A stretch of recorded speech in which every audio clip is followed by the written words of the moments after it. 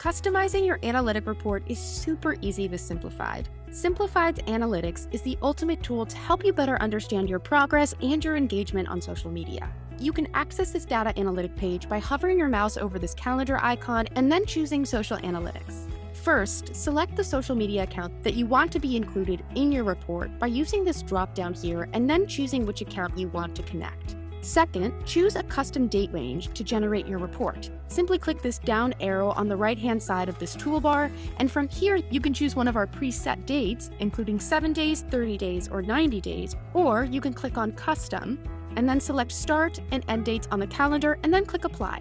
Third, let's choose the metrics that we want to track in this report. Click this drop-down menu here, and then toggle on the buttons of the metrics that you want to track.